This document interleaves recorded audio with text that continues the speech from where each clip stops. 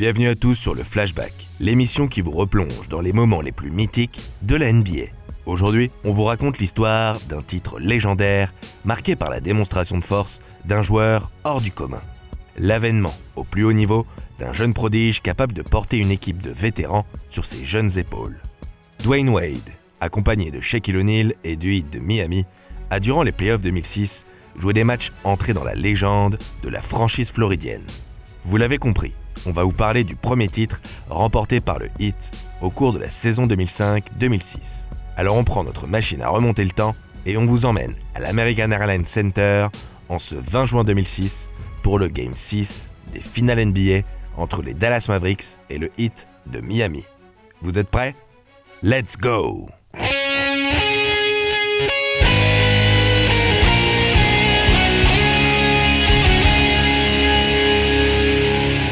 Avant de nous replonger dans ces finales d'anthologie, faisons un petit retour en arrière sur cette fameuse saison 2005-2006. Du côté de South Beach, on sort d'une saison plus qu'honorable avec une finale de conférence perdue au bout du Game 7 face aux Pistons de Détroit.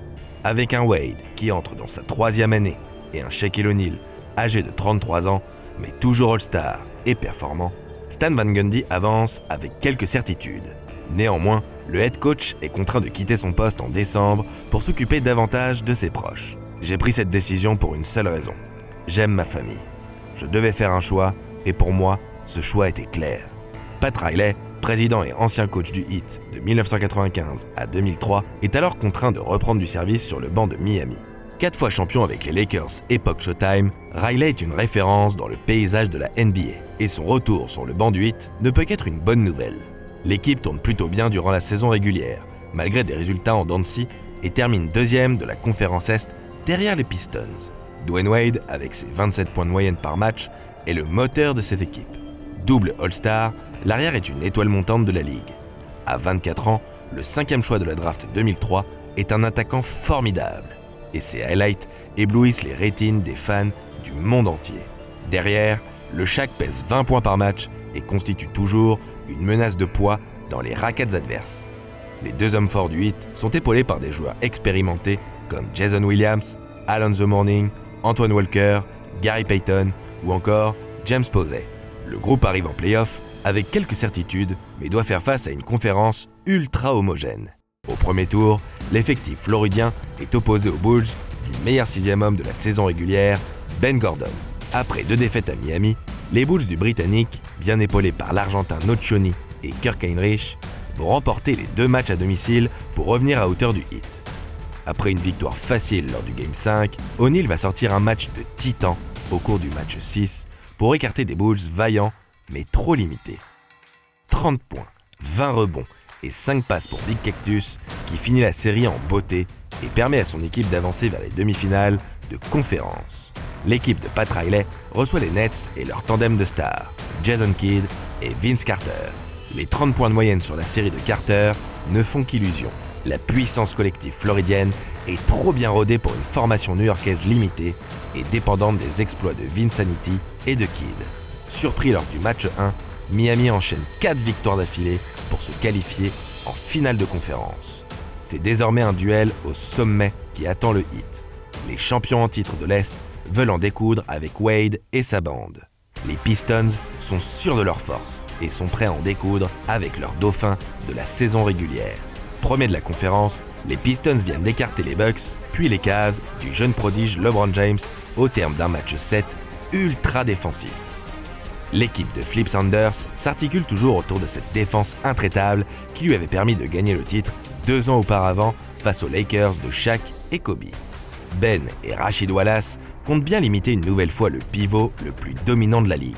Tayshaun Prince et Richard Hamilton auront de leur côté les rênes de la défense extérieure de l'équipe du Michigan. Mais celle-ci ne va rien pouvoir faire face au génie de Wade. L'arrière est le meilleur marqueur des 4 premiers matchs. Ses performances permettent au Heat de mener rapidement 3-1 dans la série. Si Tayshaun Prince produit une feuille de stats de très haut niveau lors du Game 5 pour offrir un répit à son équipe, il ne peut rien faire de plus sur le parquet de l'American Airlines Arena. C'est dans les grands matchs qu'on reconnaît les grands joueurs. Et Shaquille O'Neal en fait la démonstration lors du Game 6. Le Shaq plante 28 points, gobe 16 rebonds et contre 5 fois pour permettre à Miami de s'imposer et de rallier les finales NBA. Le tandem Wade-Shaq fonctionne à merveille et aucune équipe à l'Est n'est en mesure de contrer ce duo complémentaire. Dans l'équipe, seul Wade a moins de 25 ans, mais pour l'effectif de vétérans qui l'entoure, le temps presse pour aller glaner un titre. Les futurs Hall of Famers, Alonzo Mourning et Gary Payton, respectivement âgés de 35 et 37 ans, savent que ces finales sont leur dernière chance de remporter un premier titre NBA.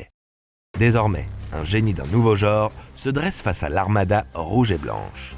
Les Mavericks sortent d'une conférence Ouest relevée et se préparent à disputer leur première finale. Pour y arriver, l'équipe d'Avery Johnson s'est appuyée sur un Big Three performant en attaque. Épaulé par Jason Terry et Josh Howard, Dirk Nowitzki tire tout l'effectif texan vers le haut. Le Wunderkind et les deux arrières pèsent près de 60 points par match. Si lors du premier tour, Dallas sweep facilement les Grizzlies, les demi-finales face aux Spurs sont épiques. 7 matchs et des confrontations légendaires face à Tim Duncan et sa bande sont nécessaires pour écarter l'équipe de Greg Popovich.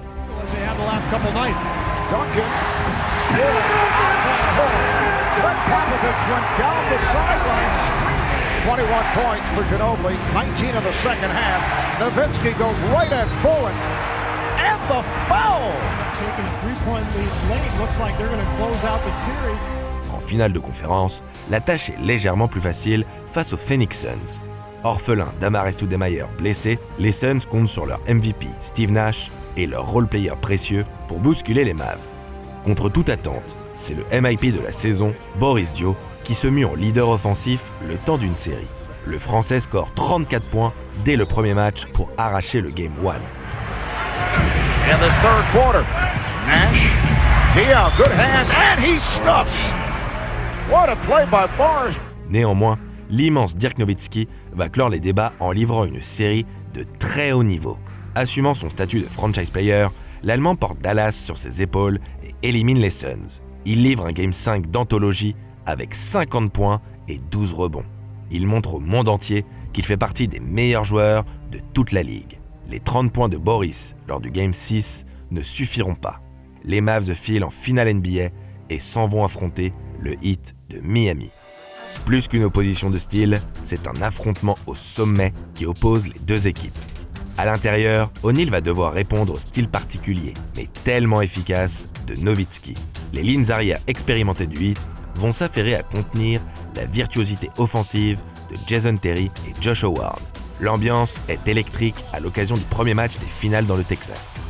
Dans ce Game 1, c'est Jet qui allume la mèche en premier.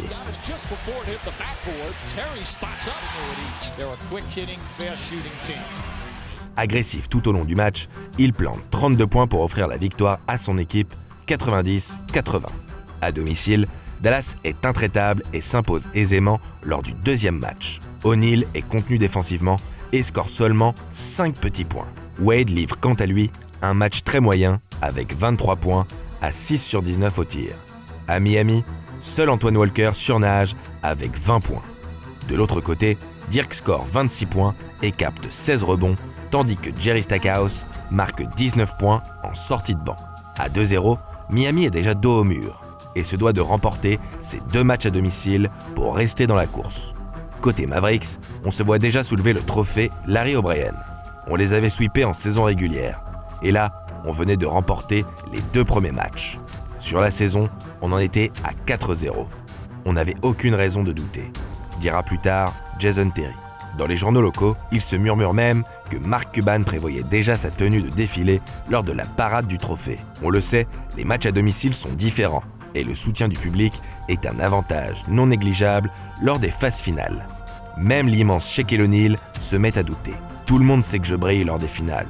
Là, Avery Johnson s'était mis à faire des prises à 2, voire à 3 sur moi. J'essayais, mais je n'y arrivais pas. Je prenais de l'âge et j'avais besoin de l'apport de D-Wade. Il pensait trop à me faire la passe. À la fin d'un entraînement, je lui ai dit « Hey, tu veux être comme Kobe ou Michael? Tu veux être une superstar? C'est ton moment. Oublie-moi lorsque je suis au poste bas et joue. » O'Neal, remarquablement contenu, voire verrouillé par une défense collective texane hermétique, le salut de l'équipe de Riley doit donc passer par la création de ses extérieurs. Ce Game 3 est déjà crucial et tout Miami attend une réaction d'orgueil. Comme lors des 2 premiers matchs, La partie est contrôlée de bout en bout par Dallas. Leur force collective est flagrante et les Mavs semblent jouer sans forcer. L'écart est de 13 points en faveur des Texans à 6 minutes 20 de la fin du match. C'est le moment choisi par Dwayne Wade pour enfiler sa cape de héros. Il inscrit 15 points dans le 4e quart-temps pour donner une chance à son équipe. À 1 minute 16 de la fin, il ramène le Heat à 1 point sur un jumper à 0 degré. Big thing right now is you just need a high percentage shot. Wade, it's good! 1-point game. L'atmosphère est irrespirable. Sur la possession suivante, son coéquipier Udonis Haslem intercepte la balle et réussit ses 2 lancers francs pour faire passer Miami en tête 94-93. With the 2 biggest free throws of his life. Tie game. One more for Haslem. Miami leads. Nouvelle faute des Mavs. James Posey, en sortie de banc, réussit un seul de ses 2 lancers. Few shots a game, but he shot a good percentage. Way short. That's their first miss in the Posey. Devin Harris réussit un drive qui permet à Dallas de recoller. Harris gets in the paint. Devin Harris, beautiful drive. Égalité, 95 partout. Nous sommes dans le Money Time et à 30 secondes de la fin du match, le moindre point rapprocherait le Heat de la victoire. Gary Payton, invisible jusqu'alors, réussit son premier tir du match au meilleur des moments.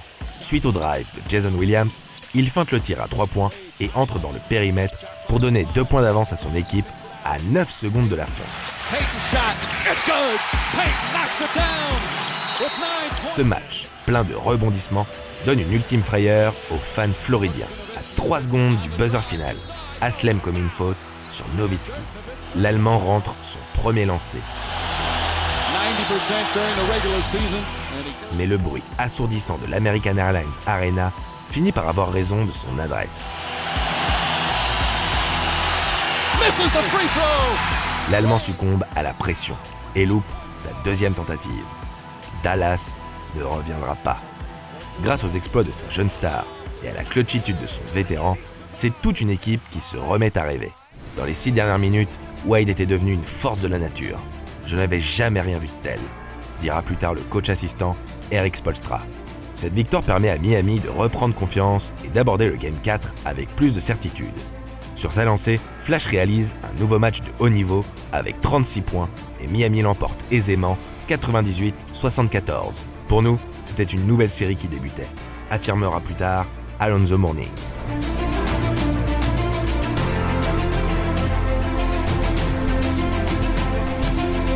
À 2-2, c'est une finale en 3 matchs qui se joue désormais. Et le Game 5 réserve lui aussi son lot de surprises. Le Big 3 texan est performant. Terry est déchaîné et finit le match à 35 points. Howard et Nowitzki pèsent quant à eux 25 et 20 points. Du côté du Heat, D-Wade survole les débats et inscrit 43 points. Mais malgré cette performance, c'est l'arbitrage vis-à-vis de l'arrière qui fera polémique. Tout au long du match, Wade se retrouve encore et encore sur la ligne des lancers francs. 25 fois au total, soit autant que toute l'équipe de Dallas réunie. Le match est particulièrement serré. Les 2 équipes se rendent coup pour coup. Nous sommes dans le Money Time, 89 partout à 1 minute 10 de la fin. Wade donne l'avantage au Heat grâce à un jumper difficile en tête de raquette. Nowitzki lui répond avec un shoot tout aussi délicat quelques instants plus tard. À 10 secondes de la fin, l'Allemand est ciblé par la défense floridienne. Prise à 2, il reste lucide et trouve Eric Dampier à l'intérieur pour faire passer son équipe en tête. Miami doit une nouvelle fois réaliser un exploit pour recoller et rester en vie. Évidemment, c'est Flash qui hérite de la gonfle. Il demande un écran, tente un drive à droite et score. Il égalise 93 partout. La dernière possession des Mavs ne donne rien et les 2 équipes se retrouvent en prolongation. Si certains calls ont fait débat tout au long du match, celui sifflé à 1,9 secondes de la fin de la prolongation reste encore aujourd'hui comme l'un des plus controversés de l'histoire des finales NBA. Dallas et Miami sont toujours au coude à coude. Dirk est en feu. Il vient d'inscrire un shoot incroyable sur la truffe du Shaq pour faire passer les Mavs en tête 199. Buckle, the Atlanta Mavericks, 199, 9.1 remaining here in overtime. Une fois encore, c'est Wade qui a la responsabilité de faire gagner son équipe. Il récupère la balle dans sa moitié de terrain, dribble toute l'équipe adverse et récolte une faute plus que discutable. Sur la ligne, il fait preuve d'un sang-froid hors du commun et convertit les 2 lancers francs les plus importants de sa jeune carrière. Score final 101-100. Mais au-delà du résultat, c'est le traitement réservé par les arbitres à D-Wade qui fait débat. C'est une faute fantôme, rien de plus, lâche un Jason Terry très frustré. L'arbitre, Bennett Salvatore, témoignera plus tard. Si vous regardez Dirk, vous pouvez voir que son attitude ne ment pas. Il sait qu'il a commis une faute. Je pense qu'il méritait ses coups de sifflet, parce qu'il était agressif et personne ne pouvait le tenir ce soir-là. Avance de son côté, Gary Payton.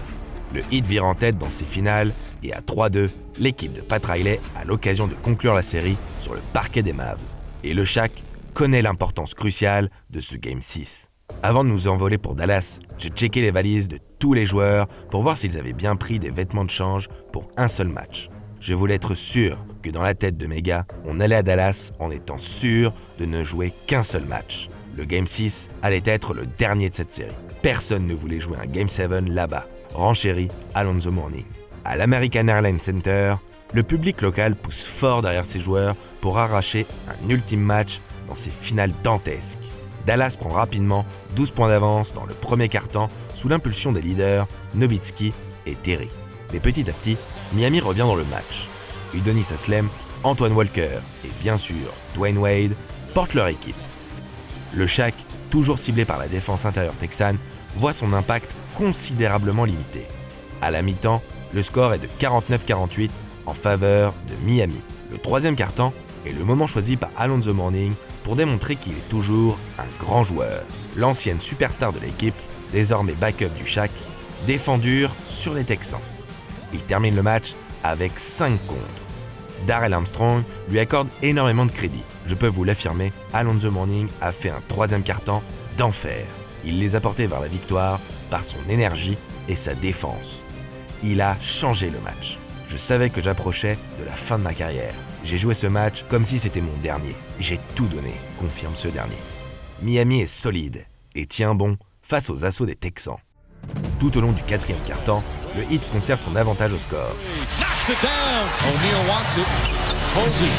James Posey, Udonis Haslem au rebond et bien sûr, D-Wade assure la victoire à Miami au bout du suspense. Ce dernier a l'occasion de clore le match à 10 secondes de la fin, sur la ligne des lancers francs, bien évidemment. Contre toute attente, la peur de gagner s'empare même du flash.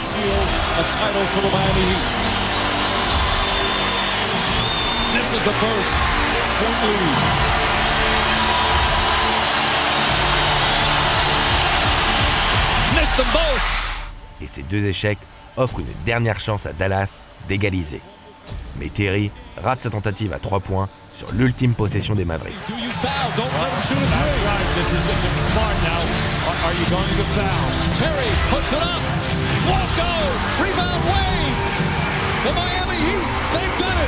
Miami est sacré champion NBA pour la première fois de son histoire.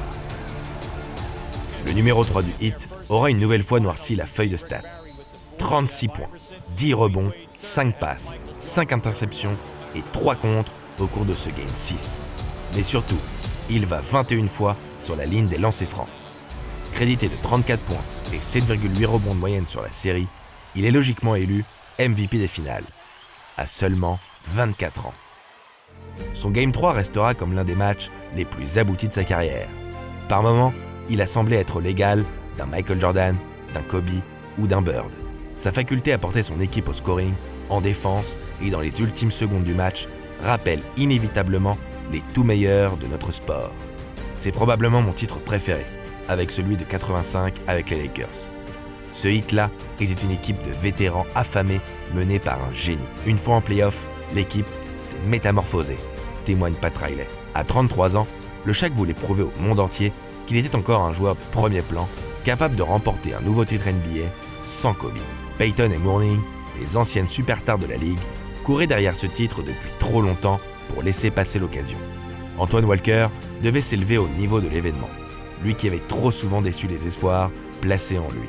Enfin, les role-players comme Udonis Haslem, James Posey et le génial Jason Williams ont su apporter leur pierre à l'édifice dans les moments où l'équipe en avait le plus besoin. Haslem, par son apport au rebond et sa défense sur l'immense Dirk Nowitzki. White Chocolate, grâce à son playmaking et sa lucidité à la main. Et James Posey, à travers sa précision à 3 points et son sang-froid dans les moments chauds. Mais évidemment, celui que le monde entier découvre au plus haut niveau, c'est bel et bien D-Wade. L'arrière entre immédiatement dans le panthéon du basket avec ses finales. C'est en play-off que les légendes s'écrivent. Et Wade a su imaginer la sienne. Lui qui était sous-coté, continuellement comparé à ses camarades de draft, LeBron et Carmelo, est finalement celui qui est sacré en premier. Je continue de penser que Dallas était une meilleure équipe que nous, mais on a su faire bloc au bon moment pour élever notre niveau de jeu et remporter ce titre, analyse-t-il avec humilité. La saison du Heat n'a pas été un long fleuve tranquille. Un changement de coach, une saison irrégulière et des blessures ont semé le doute dans l'esprit des fans et des joueurs. Mais la post-season a remis les compteurs à zéro. C'est là que les superstars se révèlent et prouvent leur vraie valeur. On le savait déjà pour Payton, O'Neal et Mourning. Pour Wade, l'enjeu était tout autre. Il venait de terminer sa 3e saison, une saison charnière pour tout joueur NBA. Après 2 sélections au All-Star Game, il devait confirmer et prouver qu'il était l'avenir de cette franchise. Dans une carrière, le train ne passe peut-être qu'une seule fois. Alors il faut saisir l'opportunité et tout donner. Tout donner comme dans ce match 3 titanesque. Tout donner comme dans ces finales hors du commun. En 2006, Dwyane Wade s'est hissé au niveau de ses prestigieux coéquipiers. Et même un peu plus. Pour prouver à la NBA tout entière qu'il faisait bel et bien partie des meilleurs joueurs de l'histoire. Presque 14 ans après, ces finales demeurent un souvenir impérissable chez tous les fans de NBA. Et si D-Wade a ensuite été rejoint par LeBron et Chris Bosh pour ramener 2 nouvelles bagues, ce titre de 2006 reste le plus beau de sa carrière et le plus important pour cette franchise. Merci D-Wade.